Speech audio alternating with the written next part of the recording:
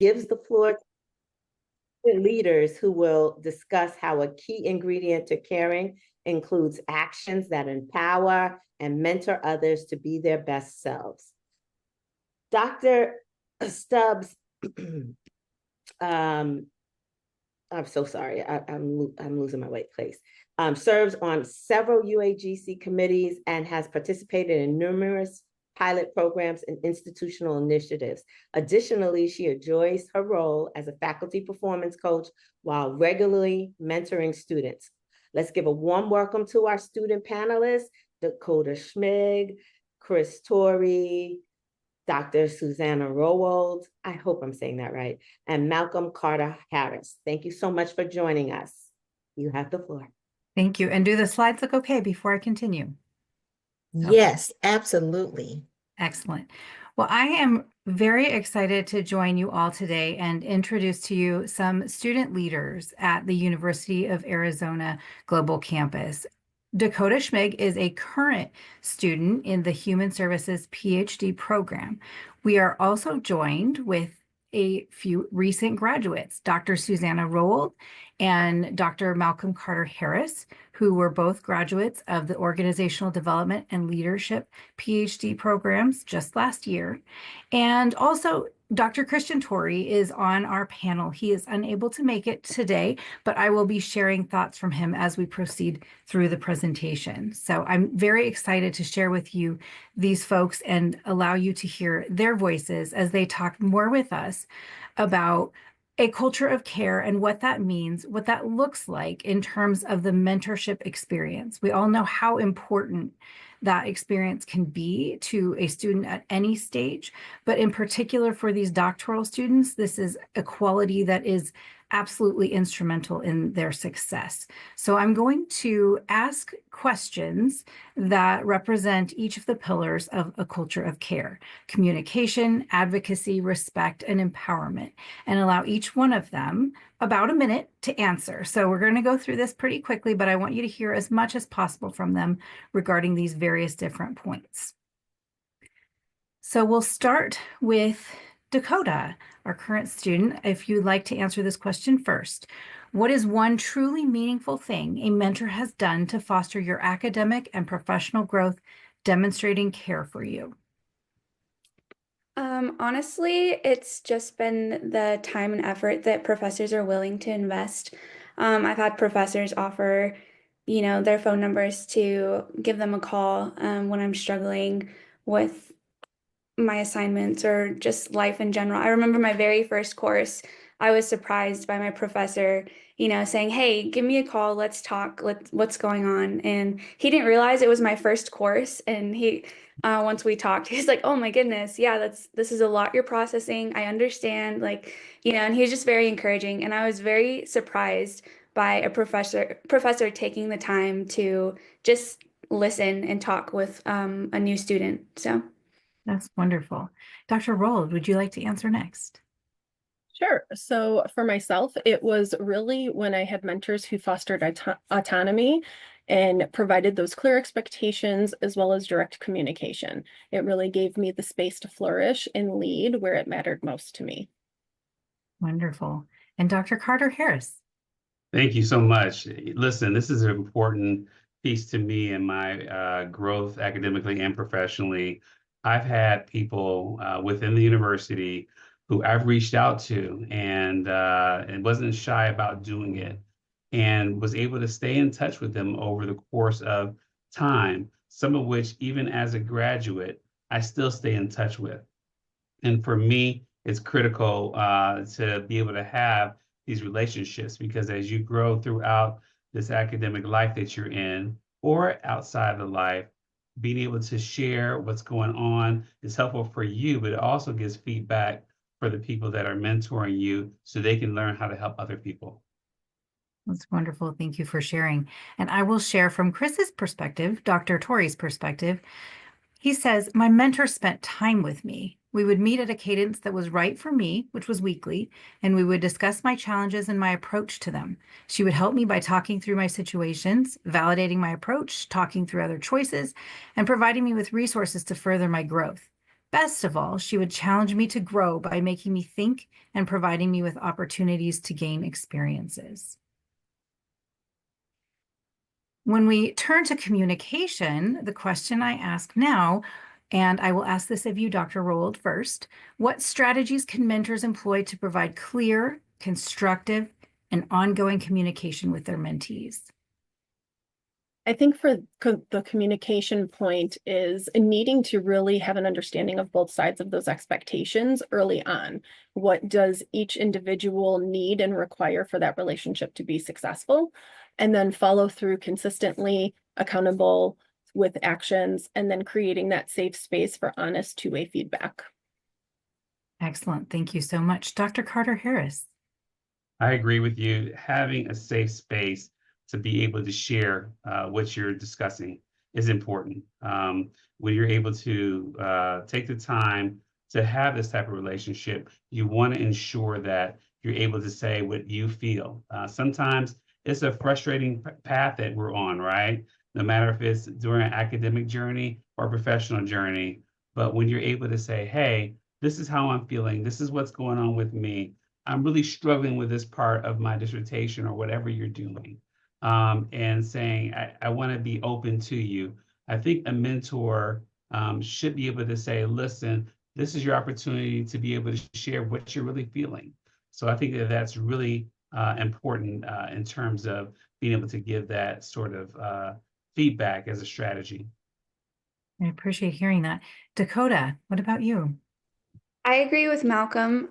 We all have different communication styles, and sometimes, that leads to miscommunications and misread intentions. I just dealt with that with I completed my dissertation 2 planning course on Monday, and we had a reflection post to do at the end of the discussion, and I shared with my peers that when I started that course, there were so many revisions that I had to make to my LOI draft that it was overwhelming and almost discouraging at first because I was taking it personally and like kind of an attack, like your work isn't good enough, you need to do this, this, and this. And that had to, there was growth that had to take place within myself and my mindset to say like, hey, this professor's here to help me, and these revisions are to make this better. Not, it's nothing personal on me. It's not like, hey, you're dumb or anything like that. So I agree with Malcolm and being able to just have that clear communication and being willing to be vulnerable with your peers and your professors that you're working with. It sounds like that safe place to be honest is really key. For sure. And Dr. Torrie echoes points that all of you have made. He says, in my experience, it is vital to agree on a communication approach and use it. If phone calls are challenging for me because of my work schedule, then calls aren't ideal unless they are planned. Also, if I fall behind on my responses to my mentor, I have responded well to nudges. My mentors have sent me text messages or instant messages to check on me to ensure I am doing okay. They have also scheduled a meeting to have a conversation. While communication in writing can be useful, I have had better experience with scheduled meetings. The verbal encouragement is priceless. Clear communication for me is different from what might be clear for you. When I have mentored others, I have asked what keeps them engaged or makes the most sense when communicating. If they tell me long emails don't work, but they like bulleted lists, then I go with that. Mentors have to know their mentees to be successful. And I would elaborate a little bit on that. Mentees should get to know their mentors too and have that clear two-way street of communication is best for everybody. In terms of advocacy, Dr. Carter-Harris, what strategies can a mentor employ to advocate for their mentees? Resources, mentorship opportunities, institutional support, and other things of that nature. I'm going to tell you, thank you for that question. The biggest thing for me that was helpful during my time at dissertation was the library. It seems so simple, right? Being able to say, hey, I need to get research on this topic or in these areas. When I was going through my dissertation, being able to have time to spend with the librarian, understanding the depth that you can get into the library was really huge for me in terms of a resource, as well as institutional support. And then being able to have that conversation with your mentor and saying, this is what I've learned.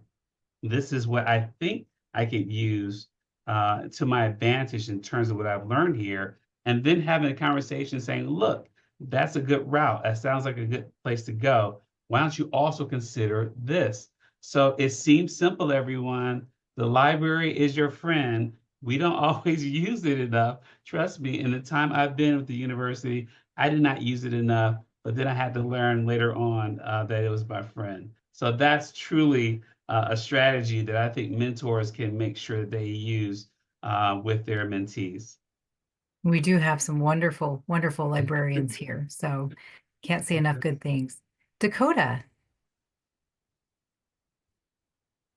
I mean, again, agree with Malcolm. I have not started my dissertation journey yet. I took academic leave after my course on Monday because I needed a second.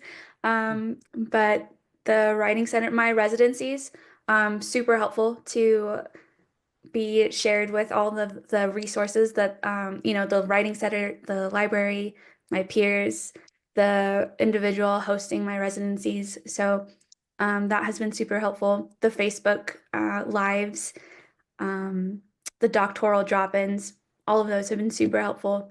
So Excellent. Thank you. Dr. Rowold. So for this one, I would say also some key things would be sharing those personal lessons learned along the way. I know for, my own students, I tend to share tips that not only what they necessarily need in the moment, but what they're yet to encounter. And I think it's also important to really connect your mentees to networks and systems, such as, especially when you're starting your dissertation, having a good editor in those recommendations early on to really see what you're going to be getting yourself into, and then guiding them towards the right resources and doing so with intention. Excellent. Thank you. And Dr. Torrie mentions also that mentors have to know their mentees by learning their goals and what motivates them. From there, the mentor needs to watch for opportunities. These opportunities can be new clubs, new programs, open positions, literature, conferences, and so on. The mentor must think about their mentees and always be on the lookout for tools and resources that will help them reach their goals. And I will be coming back around to you, Dakota, with this question that pertains to respect. What strategies can a mentor employ to demonstrate respect for their mentees?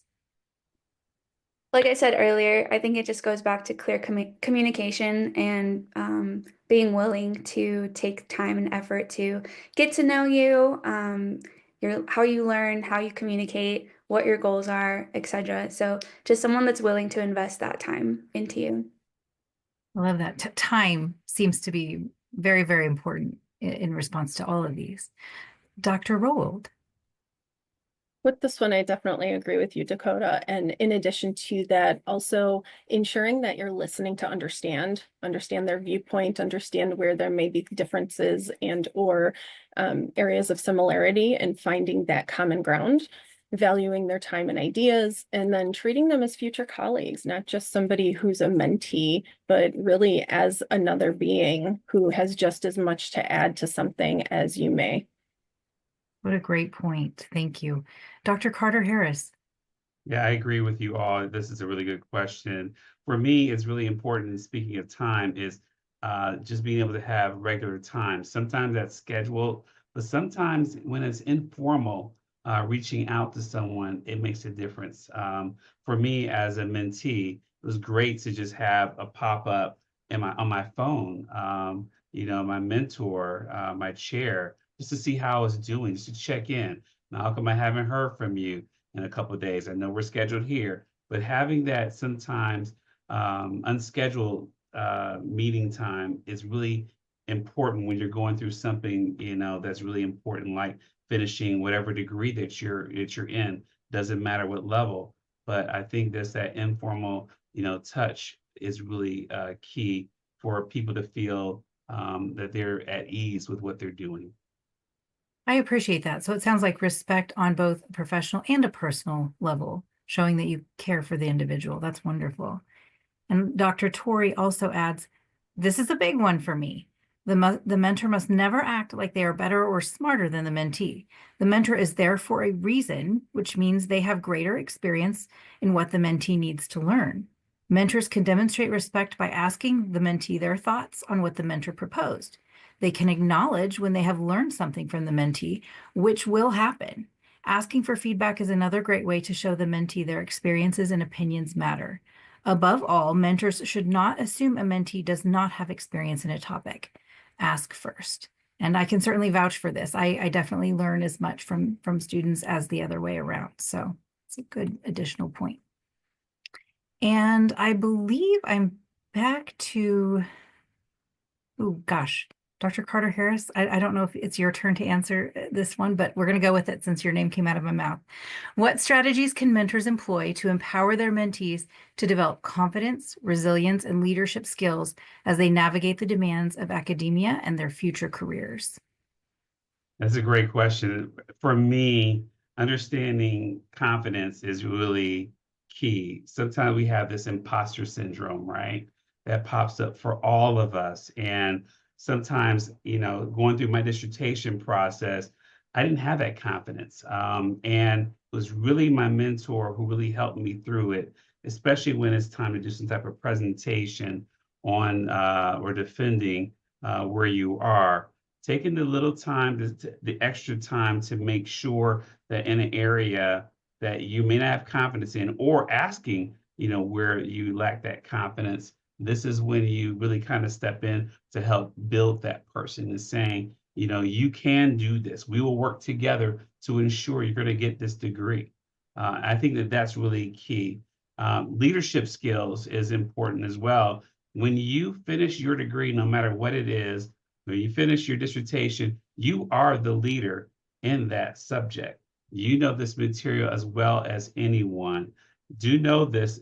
Know when you're going through it, it doesn't feel that way, but a mentor can really help that person understand that, dive into this deep and be able to share your knowledge because you're number one. So I think that's important for mentors to be able to do. Great point. Dakota. I think finding common ground has been one of the most impactful things for me. Whenever, we do like our introduction to our discussion post or whatever, and we have to respond to people. I think one of the most impactful things is finding common ground with the professor that I have. And one of the major things was that I'm a first generation student, and having a professor say, "Hey, yeah, so am I. And I went through this process. I understand what you're going through, I was able to complete my doctoral degree. You can too." That kind of thing is very encouraging to me because it's someone that's walked the path before me. Not the exact same path, but a similar one. And so that is something that helps me build my confidence and reminds me of the resilience that I already have. So I think just someone to be there kind of as a soundboard and reflect what you've already accomplished and remind you, hey, you've already come this far. Yes, there's still work ahead, but look at how far you've already come. So That's a great point. Very good point. Dr. Rowold. For this one, I would say helping to support calculated risks and decision making, but doing so not as a directive, but more as a two-way conversation, assessing things together and making it more of a collaboration to help build their confidence and resilience with things that might not go their way, as well as looking at celebrating progress over perfection. We have a lot of us that want things exactly how we want them. And when you go into that dissertation process, it's all going to fall to pieces and you have to put it back together in a process. And then also a big one for me is modeling integrity, vulnerability, and strength as a leader and showing them what that means through action. Wonderful. Thank you so much. I'm going to move on to questions and answers, but before we do that, I just want to allow each of you, and I'm going to start with Dr. Rowold. Is there anything else that you'd like to share about your experience in terms of mentorship, caring relationships, empowerment? What is it that made you the leaders that you are today? Unfortunately, experiencing some very not great leaders. And I will say the dissertation process was enlightening in itself. And so going through that, it definitely helps me be a better leader and mentor for my students now who are starting those processes, to let them see how much resilience they can really gain through looking at it more as a topic, and you're here to understand the process. You can do everything you want as soon as you're done. Let's focus on what the process is. And so that has been really helpful for a few people that I've received feedback from. So That's excellent. I'd like Everything's to a learning share. opportunity. Lifelong learner here. So, Dr. Carter Harris. Yeah, I think being diligent, number one. Don't be shy. Once again, go after it. See what kind of information and knowledge your mentor can share with you is super important. For me, I also, when things got really difficult in my personal life, Dakota, it's okay to take that time off, right? I did it too, and that way you can get your head back into the game, and then just stay on it and be diligent to make sure you're getting what you need out of your degree, and take care of yourself. Excellent. And Dakota. Absolutely. I was supposed to start, finish that course Monday, start the dissertation on Tuesday. I said, whoa, whoa, whoa.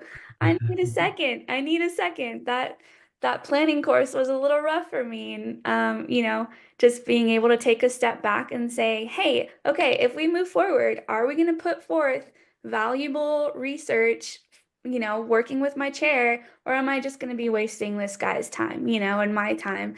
And so, I decided to take a break, kind of just breathe, process the fact that I finished all my coursework and residencies and everything, and mentally prepare myself for starting this dissertation journey. And so I appreciate hearing from Malcolm and Suzzanna about their experience and kind of helping to brace myself for what's coming. Yeah. Thank you so much. I appreciate each one of you, and I've really enjoyed getting to know you all over the last, I think it's been probably a year and a half since we've all met. And it's really been a growth journey for me too, hearing your voices. And I think it's wonderful to have the opportunity to share that more broadly here. So I would like to, at this time, open up for questions. I think Dr. Anderson, you were monitoring the chat, perhaps.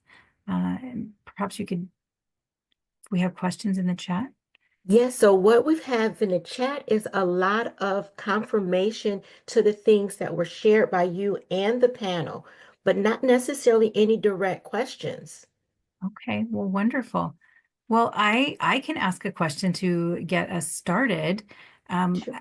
The question that I would ask of our two recent, it's been over a year now, but recent-ish graduates here, Dr. Rowold and Dr. Carter Harris, how have you, what aspects of mentorship are you employing in your current positions and roles in life?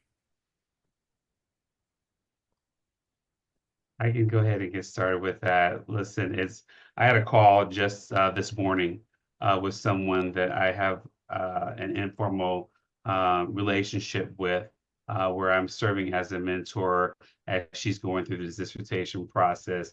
We meet maybe once or twice a month, just to see where they are. For me, knowing that I had such a wonderful chair that served as a mentor really allowed me to understand how I can be helpful to this individual. We're all different, right? None of us are the same, but just being able to listen is something that I've been able to do a little bit more, understanding that I've gone through this process.